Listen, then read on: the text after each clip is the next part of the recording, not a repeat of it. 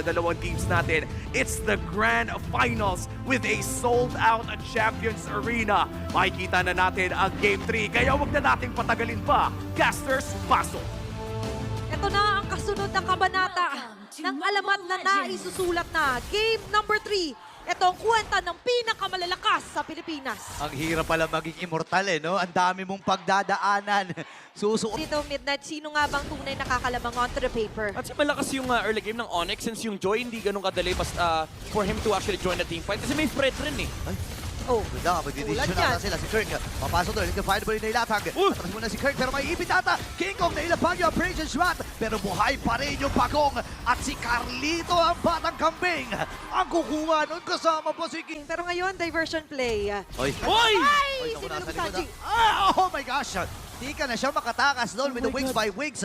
Buti nilang na. Assassin nila. Kapag pantay yung early game, nakakaharap ng additional farm yung mga assassins. Wait lang, additional damage yan ang ibibigay ni Sanji dito. Kirk, kalahati yung kanyang buhay. Naku, critical! At si Sanford ang babawi at kukuha ng kill sa may transition sa... PH, pero top lane, 1v1. May 1v1 na nagaganap! Muna, magtibla ka ng kape, kain ka. Ay, naku po! Siya na nga nahuli, Sanford. Nagulat lang kasi kompleto na kagad ang Sanji, super bomb. nalapitan. Sanji ngayon, wings by wings, makatakas. Gamit din yung kanyang Purify. Carl At TZ. ngayon ay si Carl TZ ang magiging target. Wait lang, si Guerra namatay din! Ulakas kay Carl TZ. Kirk! Si Kirk kumahabol. Andun yung kanyang mga dash. And si King Kong sasalubungin. Dispersion rotation. Kung sino yung gagamitin, King Kong dito yung... Pa yung Benedetta. Yung literal pag nahuli ka talagang huwag ka na umasa. Nagagalo ka pa. Ako, speaking of nahuli, ano na pag nabili shortcut! Pero nagtulong-tulong dito ang Onyx Philippines para patumbayin ng dalawa. Ngayon na si Sanford ay nasama na rin. Pero hindi pa tapos si Kirk, hahabol pa rin. Ohem dito, ilalapag yun ng final blow. Tumakan yung Pedro, pero masyado ata malalim.